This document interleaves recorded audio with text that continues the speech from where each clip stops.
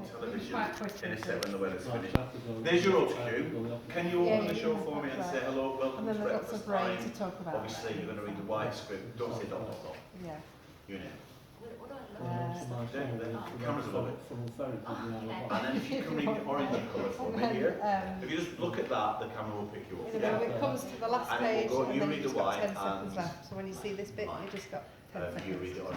Don't worry about the Say speed. goodbye. Thanks for watching. We control that. And that's at it. Whatever. We'll come to you in a moment.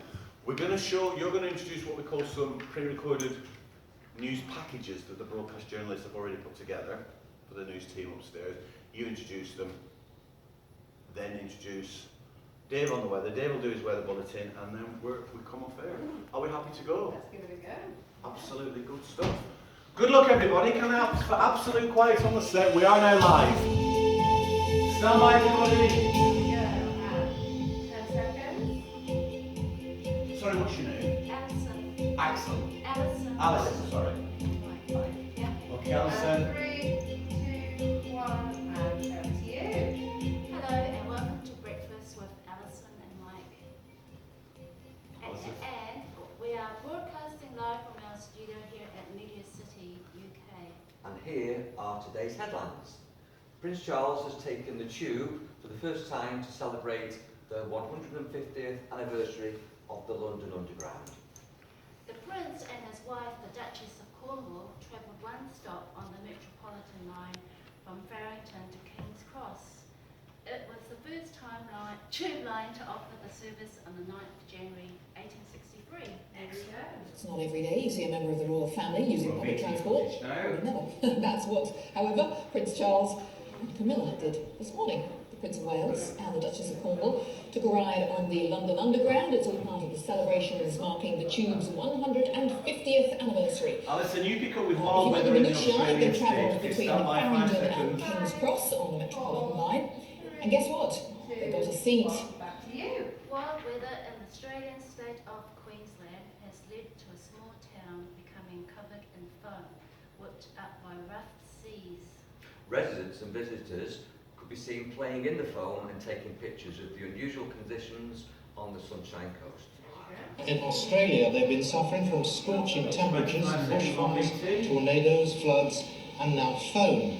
This is the city of Port Macquarie, where the fierce storms of the last few days have whipped up huge amounts of sea foam.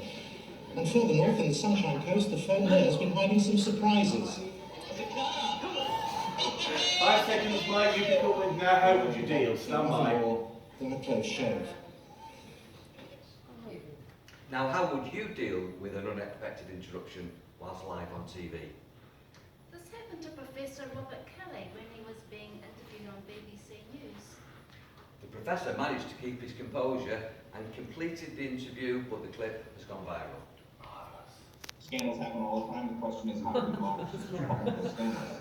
And what will it mean for the wider region? I think one of your children's just brought in. I mean, shifting sands in the region. Do you think relations with the North may change?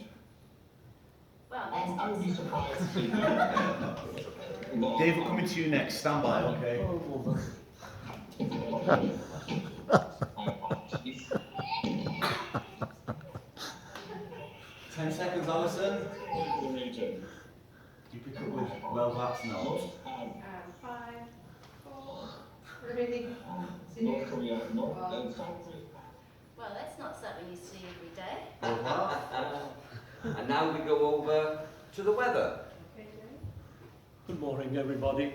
Thankfully, we're not going to have the weather that they've had in Australia, but the morning starts off with, over the north and northwest, a dry, warmish day for early spring.